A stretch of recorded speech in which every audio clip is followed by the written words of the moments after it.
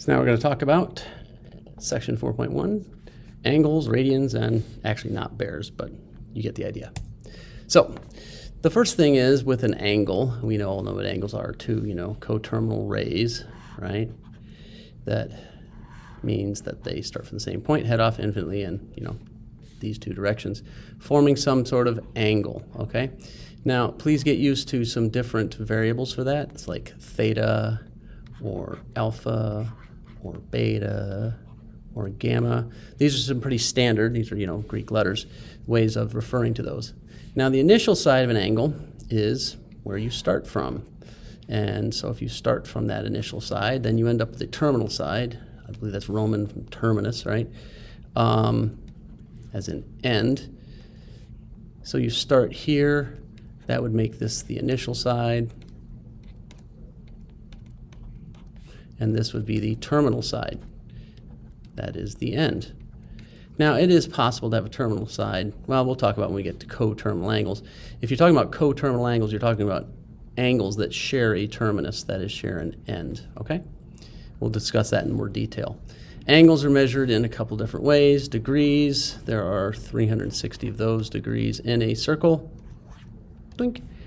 And then there's a couple different ways to measure this.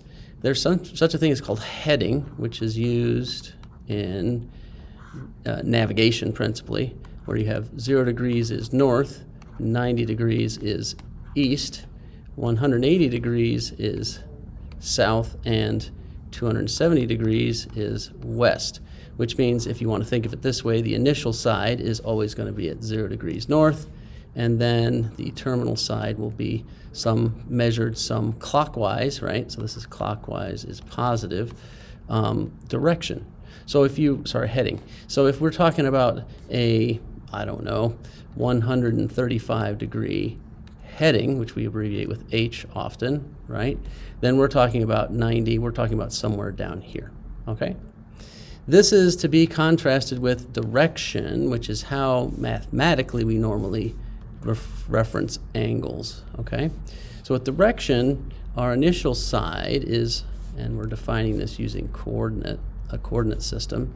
We have the XY coordinate system, and this is going to look familiar if you remember anything from geometry about this, that the angle is going to be measured such that 0 degrees is the positive x-axis. So the initial side is going to be on so this is the initial side, right?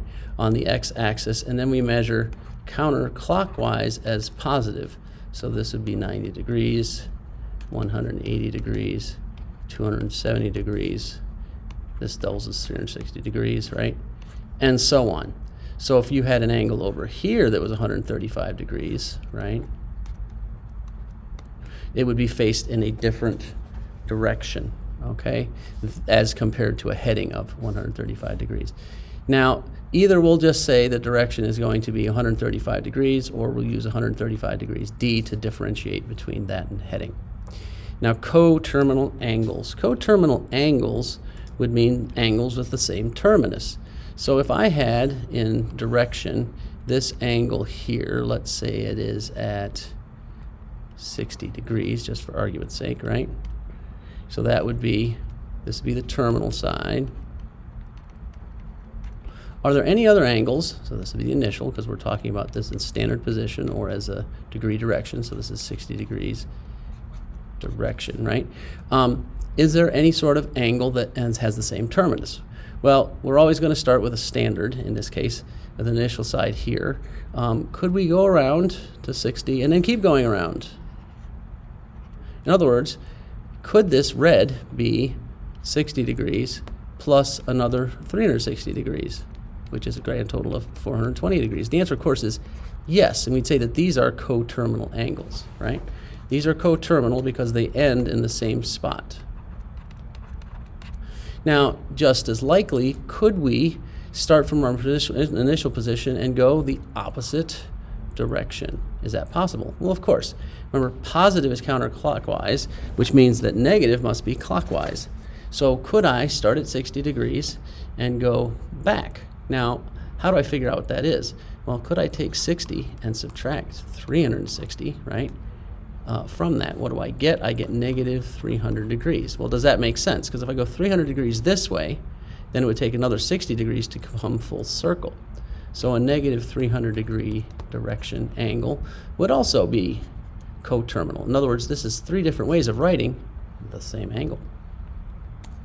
Okay. Oop, I did not get to talk about radians, but I can talk about radians right now.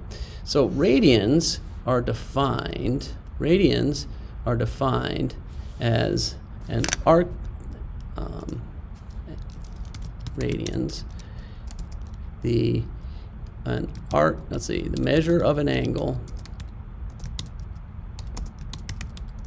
such that the arc length it subtends is equal to the radius. This is kind of a nifty way of defining things. Let me illustrate. So if you had a circle, and I can draw a nice circle, just like this, right? It's got a certain radius, which is going to be roughly this. So this is the radius, right? If you are looking at an angle as part of this circle that subtends, so this distance is the radius, right? What if we had an arc length that was equal to the radius? That would mean we'd be looking at this. That is, this angle here, theta, would equal 1 radian. That is, it creates an angle, right, using these 2 radii, a central angle, if you remember way back to geometry, such that this arc length is equal to the radius. Now, if you think about this carefully, no matter what the radius is, so if I increase the radius of the circle, it increases the arc length, which means that, what are we looking at? We're looking at the same angle no matter what the radius of the circle. Now, another thing to remember is, if I'm looking at this, how many of these r's fit around this circle? So remember, the circumference of a circle is all the way around, which is 2 pi times r, which is approximately 6.28 radii. That is, there's 6.28 radiuses here, which means I should be able to fit the radius around here 6.28 times, or 2 pi radians, right? Because 1 radian, right? One radius is the radian, is equal to 360 degrees. That is once around. Now, this conversion factor works when we're doing conversions from radian to degrees. So our conversion factor is 2 pi radians equals 360 degrees.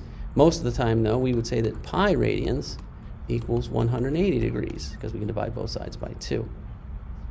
This means that with a little bit of a unit analysis, if I had an angle that was, say, let's go easy on myself, 60 degrees, and I wanted to convert it to radians, I'd have to multiply by something that cancels out the degrees units, meaning I'd have to put degrees in the denominator, have some equivalence to get then radians. And this is where this conversion factor comes in. I know that there are pi radians in 180 degrees.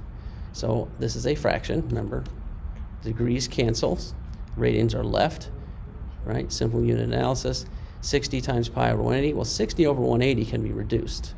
60 goes into 180 3 times, so this is equivalent to pi over 3 radians. So if you're multiplying from degrees, so degrees to radians, you multiply by pi over 180. Now, if you think about it carefully, going the other way, that is from radians to degrees, would involve the reciprocal operation, meaning if I was talking about, let's say, pi over 12 radians, often radians are written in terms of pi. Pi is a transcendental number, so this is a more precise way of writing it. We don't have to round in this case, right? If I wanted to convert that into degrees, right, I'd need to multiply by something that canceled out the radians, so radians in the denominator, degrees in the numerator. Is there a relationship between those? And that's where our conversion factor comes in. 180 degrees is equal to pi radians. So don't forget, radians cancel out, we're left with degrees. Pi times 180 over 12. Now, oops, but look what happens to the pi's.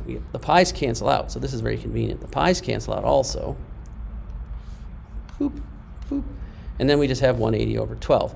Well, does this go in evenly? How many times does 12 go into 180? Let's see, about 15 times or so. So this is about 15 degrees, okay? Sometimes you won't get nice round numbers, but this time we did. So in a nutshell, if you want to convert from degrees to radians, you multiply by pi 1 over 180. If you want to convert from radians to degrees, you multiply by 180 over pi. I don't prefer memorizing this. I prefer understanding how you get the units to cancel out. And this is your conversion factor, okay? And that's all we're going to talk about for now for this, okay?